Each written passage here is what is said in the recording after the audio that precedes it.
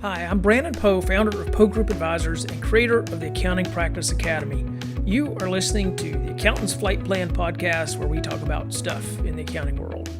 If you're looking to buy or sell a practice, we are the premier accounting practice intermediary firm in the industry.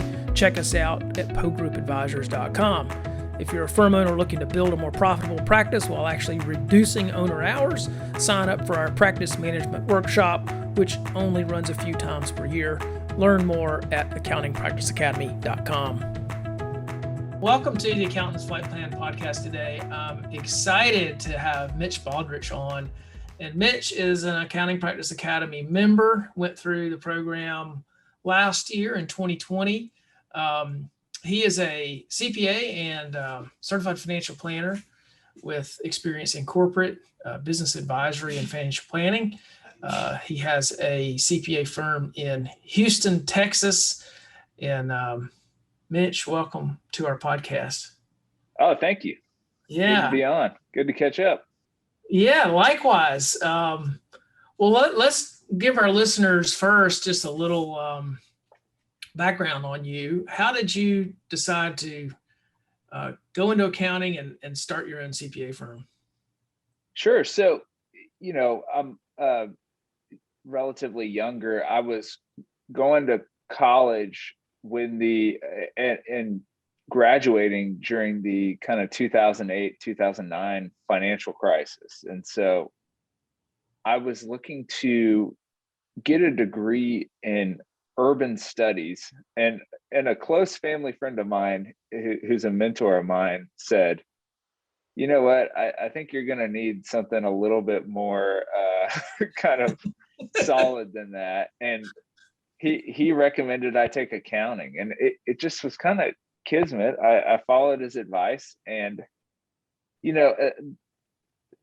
going to school in accounting, I kind of went really hard through it. I took only accounting classes, and it was almost like a trade school where I just got everything I needed to be able to sit for the exam. And then I got an internship with a local Houston firm called Gaynor Donnelly and DeRoche, and was interning, 60 hours a week, and just kind of really fell in love with it there, in the sense that I worked for this guy who's now retired, Sam Gaynor, and Sam was like P.T. Barnum, I always call him. He was literally kind of a guy who could ride a unicycle and juggle that, and was a character, and put his clients first, and really had developed a strong client base.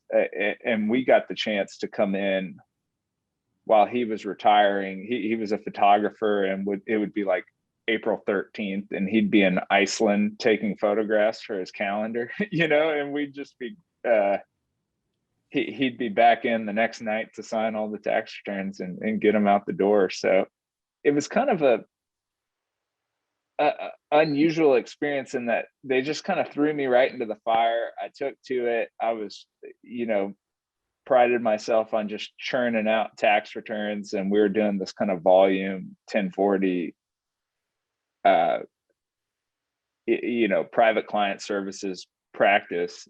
And then when I got the CPA, I kind of thought,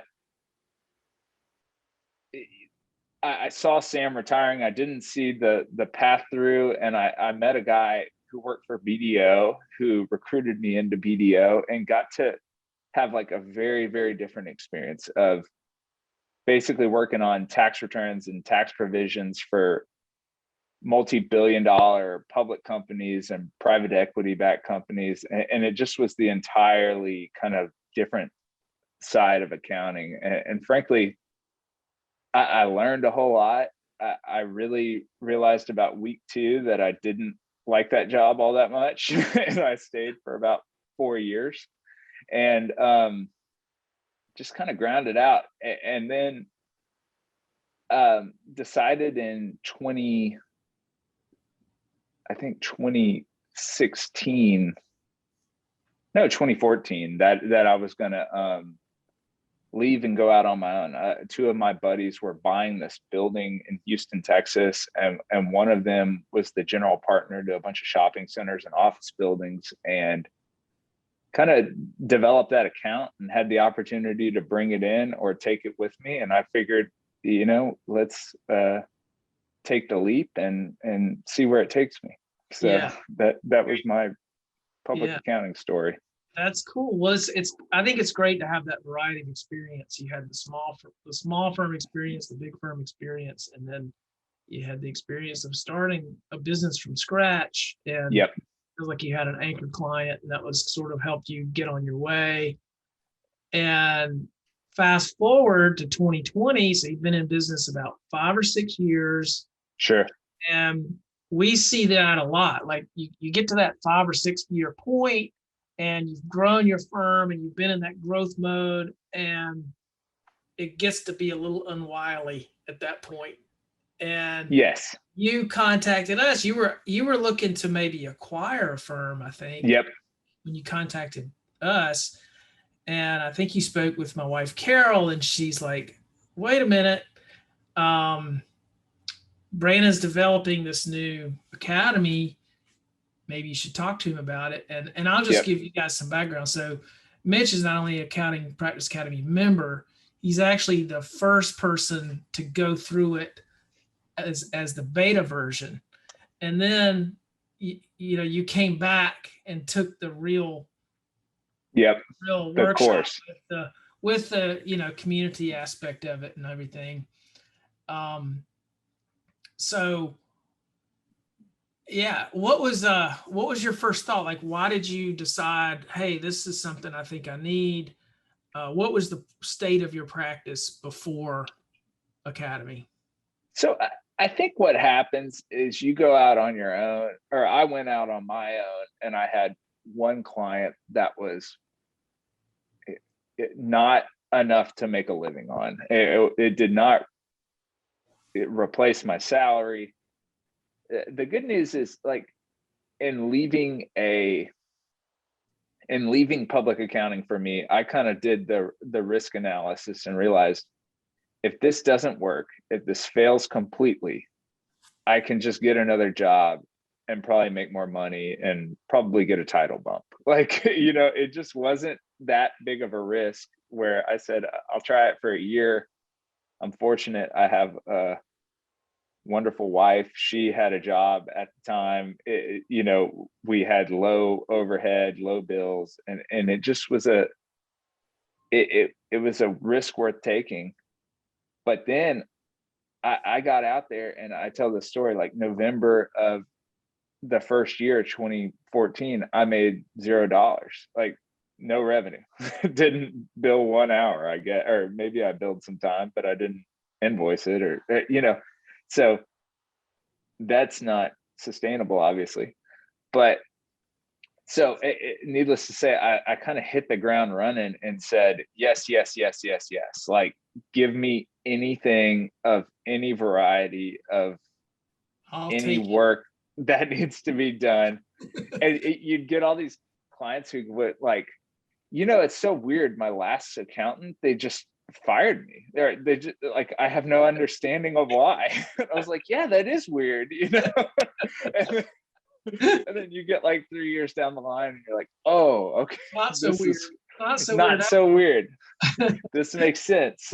You're about to so like, you get this kind of like, the good news is, and this is I mean, I would recommend someone else do the same. Say yes, yes, yes, yes, yes, or skip 5 years of pain and misery and say no, no, no, and be really, really disciplined. But few people have the kind of like gumption to do that, and you just don't know what you don't know. So I didn't know what I didn't know. I said yes to everything. I acquired a bunch of pieces that were all, I mean, these aren't bad people. These are good people. It's good work. It just all doesn't quite fit. And then you realize I'd hired contractors, then I'd hired employees. Now I have, a few employees that have been working with me for several years. and you realize that we have a bunch of things that just don't quite fit, and we're this kind of middle size. I mean, today we have, I think there's 9 of us, and you know, you put it all together and there's just no way to streamline this thing and just get it all going and stamp it out, because every time something hits your desk, it's kind of new, and everyone has a different problem, and everyone has a different kind of issue coming up. So that was, it became yes, yes, yes, yes, yes. And then I hit that kind of, I mean, that book, The E-Myth, talks a lot about it, about you have this, what does he call it? The entrepreneurial seizures. What's that? Spasm or something. Yeah. One day you had this idea that, oh, I need to go out on my own. And then one day you just kind of I hit my wits end where I said, oh my gosh, I can't continue to grow this way. I know I'm doing it the hard way and I don't know how to fix it. So I started, to that end, started going, how can I problem solve this? Maybe I can buy a firm and push my work into it. Or maybe I can, I think every accountant one day has this idea of maybe I just need to do this all on my own. Maybe I just need to have 5 clients and just kind of do the work myself. But so I started looking for answers, and I got to speak with Carol, and then I got to speak with you, and we just hit it off. So, well, it was the perfect timing because, we were starting to develop the workshop, and I needed somebody, I had done some one-on-one consulting with people, but I needed somebody to kind of go through the material as we were creating it and give me impressions. And I'm very grateful for that you went through that, because it was very helpful. Yeah. Well, good. Yeah.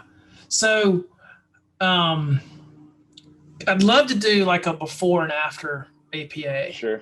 So the first time you were exposed to the material would have been the fall of 2019, right? Yeah, getting into 2019, getting into 2020. And yeah, I mean, before and after, there's just, first of all, it's a weird time in the world. And second of all, it's just been it's just been a great time in the growth of my firm. And so I'll say this, I still I have the binder from the thing sitting right next to me that I could almost go and pick up. I mean, I keep this stuff near me, and maybe I'm just a slow learner, but I kind of keep cycling through this.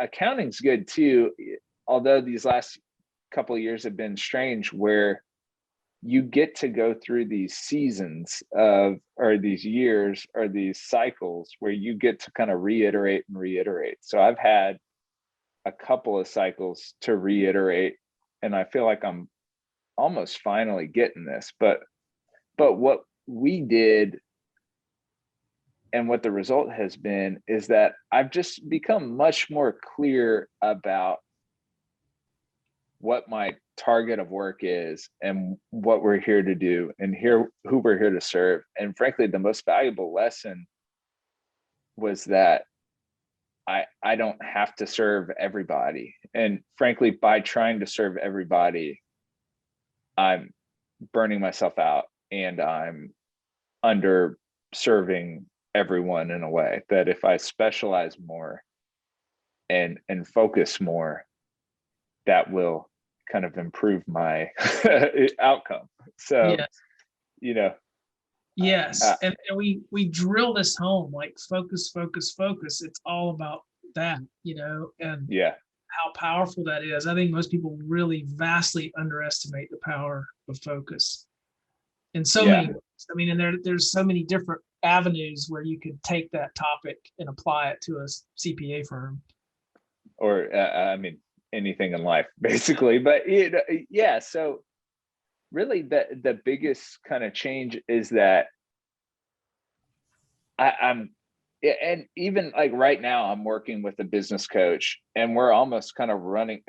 I had the chance to run through it with you. I had the chance to run through it with the group, and now I've kind of hired my own business coach to kind of improve the culture of my firm. And in doing that, it just kind of goes back to the same principles of what are my values, who do I serve, how do we serve them, how do we operate, what are our kind of priorities here. Yeah. And so that and I had listened to podcasts before we spoke, and I had a copy of your book, and really for me it's just been a matter of becoming more and more and more focused as time goes on, and sharper as far as just who we serve, how we serve them. And it hadn't been a matter of, oh, I haven't fired half of my clients, I haven't done that, but I have become more clear in, hey, this is what we need from you. This is when we need it. This is how we are going to turn your work around. This is what we're going to bill you. This is the value we're providing. And if you want to participate as our, in this with us, then welcome aboard. And if we don't fit based on the new way we do things, then we need to find you somewhere else to go, or we need to find you another way to get your work done, because I'm not the only guy in Houston, Texas, or America, or the world that does taxes, So what has that done for you in terms of your personal time, and what has that done for your margins of your practice? Sure. And your growth? It's certainly improved the margins of the practice. Definitely. It's I've taken I have a trip planned this summer where I'm going to take a few weeks and go to go out and spend some time out. And I plan to take a little bit of work with me, but again, it's given me some separation between me and my firm, and built in enough margin where we can hire good people, and we can grow, and we can put in good systems, and we can get stuff done. And then, personally, it's just given me less stress. It's just given me something came in this week, and it was just some work that just didn't fit. And my office admin said, "Oh, what do we do with this?" And I said, "Oh, we're going to refer it." She was like, "Oh, good.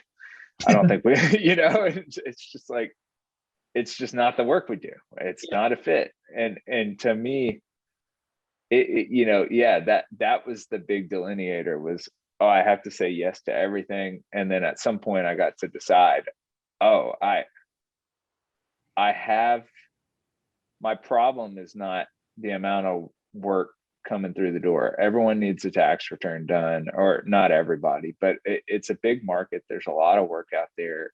I'll never have trouble finding work in this current kind of paradigm. The bigger issue is finding the right people who are a real fit for what we're doing here, and serving them and having them pay good money, and me thinking it's easy, and then being very happy. Like that's available. How do you think how do you think going through Accounting Practice Academy has affected your team? You're less stressed. Do you feel the team is happier and I think so. I think, like, I have these really great people who work for me, and have worked for me for a while, and I'm proud of that.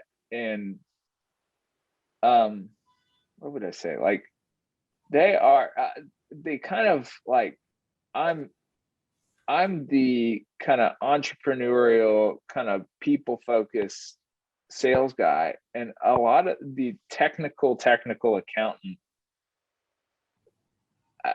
personality type, I think, wants to have more certainty and wants to have more of an idea of what they're doing and wants to kind of be left alone to focus on their work. And I've been doing this. I've looked at culture index and predictive index over the last year, and the types called technician or craftsman or specialist, and these people just want to go in and do their work and kind of be left alone and kind of be left to focus. And the more direction I can provide and the more of a system I can provide and the more that the work resembles a pattern of the work before it and the work after it, structure. And we have a roadmap and a structure of this is how we do things, makes the whole system go, rather than when they just get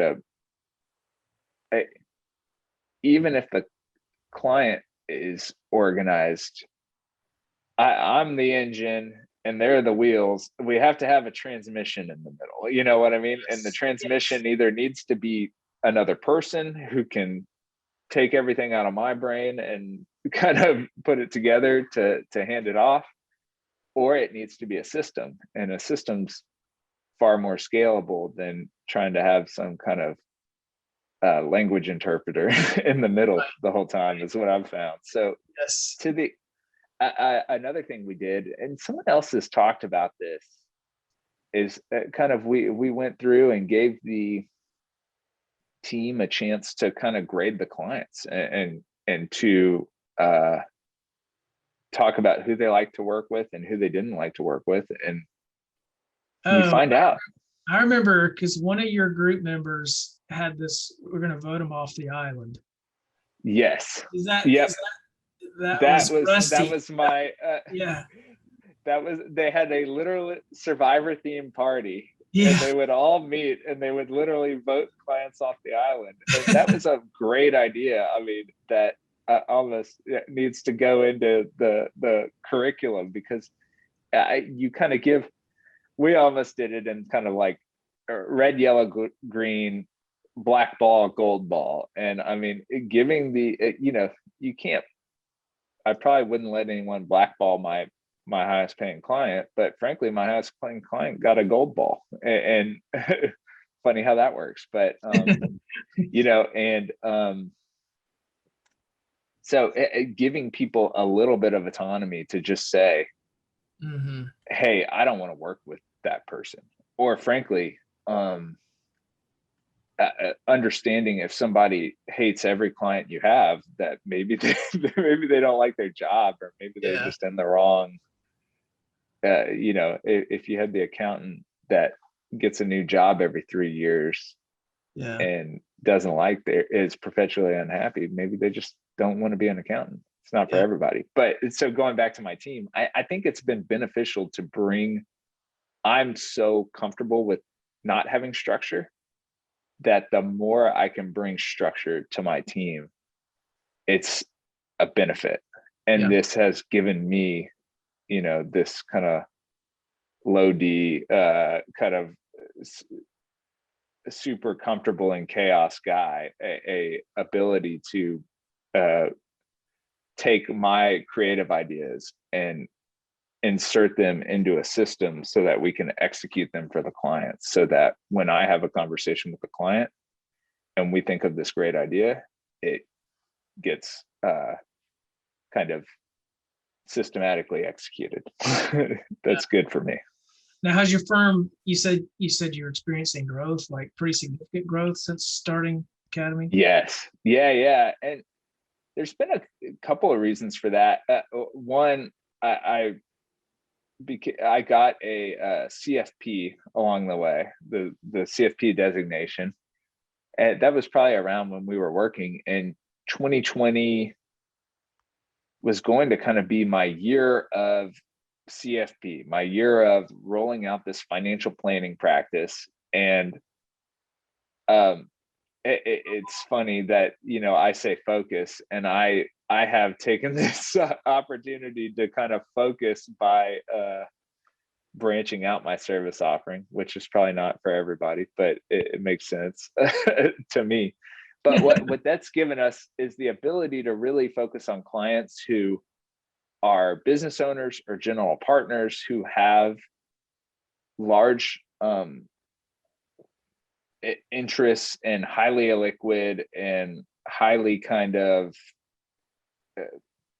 capital intensive and kind of not the normal assets that you would just walk in and talk to a broker about, and they would go invest your money in the stock market. And we can do real fee only fiduciary kind of conflict free financial planning for these folks who need it just as much as anybody else, but didn't really have a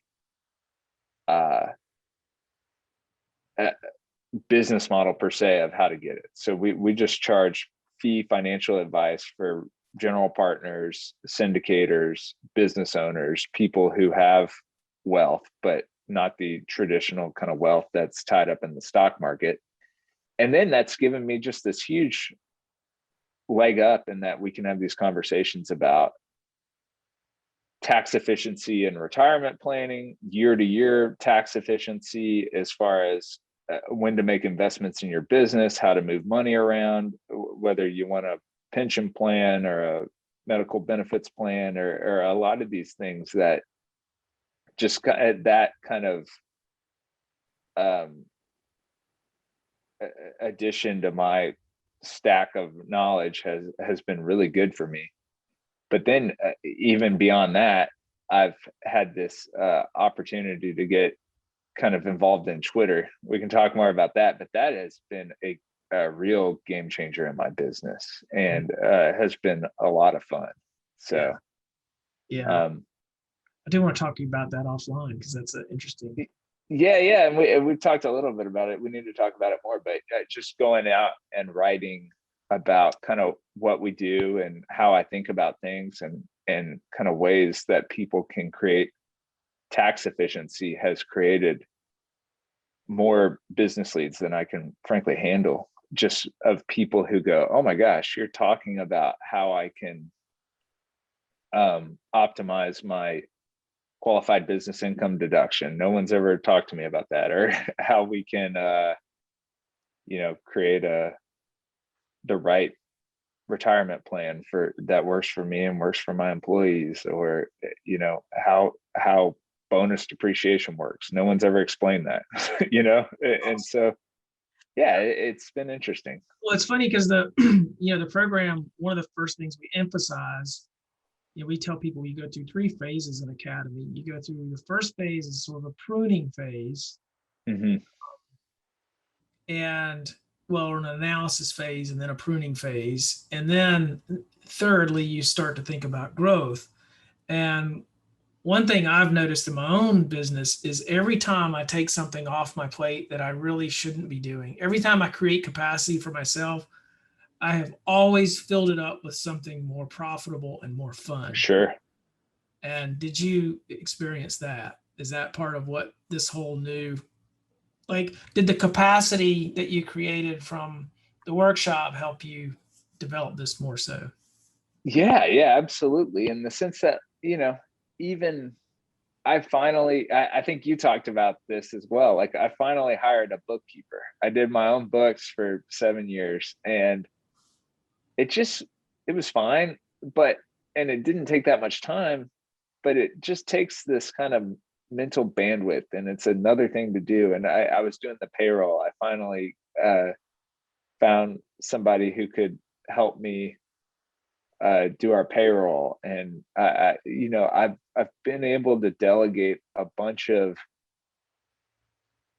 kind of high level, in the sense that they're very sensitive, and I don't want to create issues in my office with people knowing what other people make and how the PTO works and all that, but really not. And very important, you don't want to miss payroll. That's a very important business system that can't fail, but it's not high dollar per hour work frankly, to pay somebody who you can trust, who's impartial, who's an outsider, to do that. Or you and I were just talking before the call about trying to find EA or some kind of contractor outsourced help. And I mean, that's one thing I've learned is I'm the like most frugal accountant there is. We all are. It's even it can be baked into us because we understand how cash works and how valuable and wonderful it is. But paying specialists to do their job, it can be a waste of money if they're not good. But if they're great, it's the best money you'll ever spend. I have this outsourced IT guy. I just like love paying this guy money, and I'm always like, you need to charge me more. Like you need to do more and charge me more, because everything you do is wonderful. Yeah. And finding people like that in my life where I can pay them a fair hour rate to take stuff off my plate. I was the guy when I started this business. I literally like set up the whole phone system myself, and it took me 10 hours to like learn it. I love doing stuff like that, but it doesn't scale, and it doesn't really add value. Yeah. Exactly. Well, so I heard you say you were going to take some work on your vacation. I'm going to try to convince you not to do that. I'd love that. And I've got a book coming out that I just finished writing.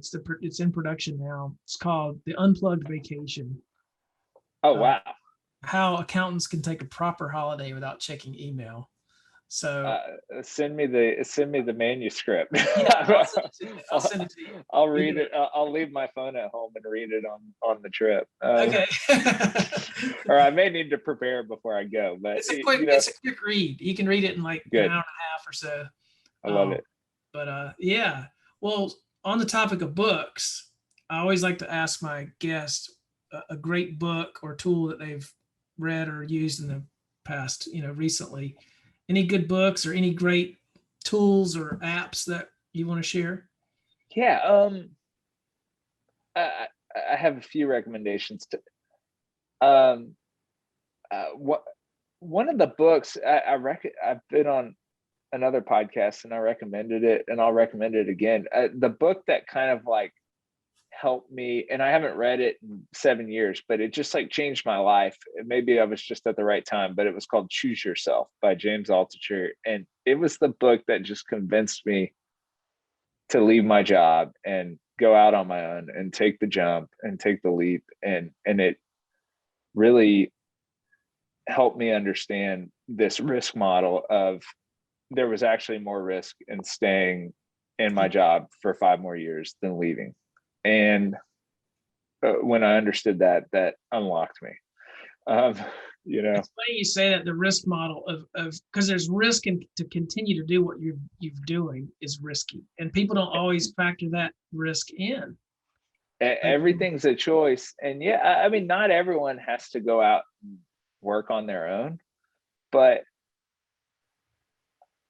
and some people just flat don't want to, and you don't have to if you don't want to. But I imagine we're talking to a bunch of firm owners who've already taken this leap. But if you're out there trying to audit the course and figure out if it's for you, it just has given me so much flexibility and opportunity and chance to hire people and meet great clients and do great work that I wouldn't have been able to do.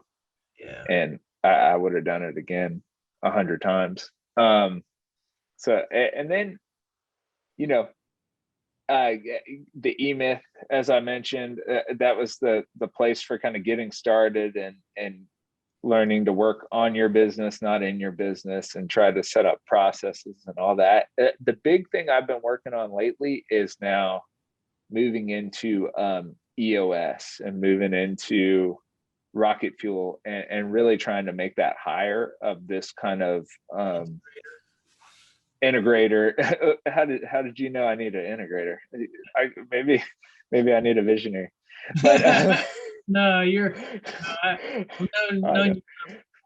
No, I get that. And so really trying to make that, trying to find and hire somebody who really enjoys the day-to-day of kind of telling me no and keeping me in line and building this kind of, or helping to carry out those processes and systems that we've been building, and really looking to hire somebody who can like effectively sign tax returns and who's technically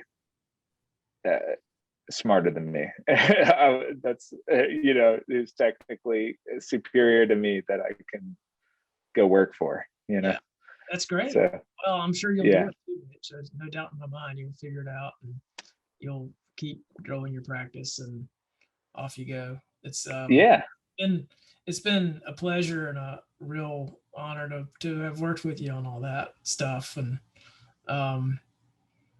well, I want to close off. What's the best way for people to follow you or connect with you online?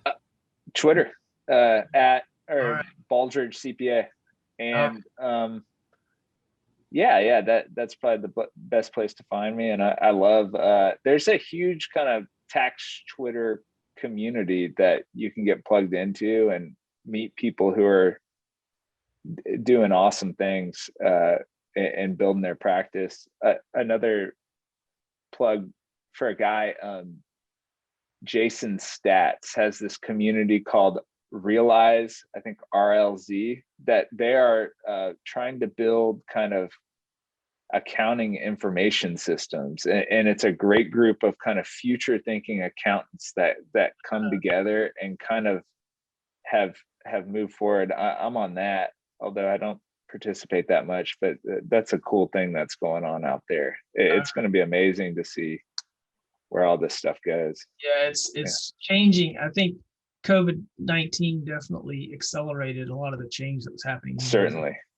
And, which is going to be a good thing. It's going to be good for the profession, and I think it'll be good for everyone in it, and it'll be good for the business community.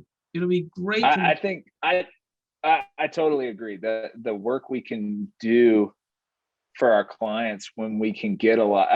People talk about like, kind of our jobs being automated and all that. I can't wait for it, because then we can go really get to work and really start working with our clients and really help people. Yeah. I agree. You can do what you need to be doing anyway, that everybody says they want to do, and they can't get around to it because the compliance keeps pulling them down. But no more excuses. No more excuses. Well, Brannon, I can't thank you enough, man. It's been a pleasure to kind of work with you and have you in my life and learn from you. And it's been, I swear I'm going to get to Charleston to come see you pretty soon in the next year or two. And it, because it's just been fun to get to connect with you. Yeah. Well, likewise, I can't wait to see you here in Charleston. And if you hadn't been to Charleston before, what a great city. It's a great 3-day city to just visit and walk around. And you don't even need a car once you're here. Once you get downtown, you're free to roam around. So bring your wife, you'll have a great time. Yeah, we'll get the grandparents on board to watch the kids and duck out. All right, Mitch. Well, thank you so much. Thank you, man. Take care. We'll do it again. Thanks for listening to the Accountant's Flight Plan podcast. If you like what you heard today, please follow us so that you can get updates when new episodes are released, and share our podcast with your friends and colleagues. You can also follow Poe Group Advisors on social media. Please visit our website for more information at PoeGroupAdvisors.com.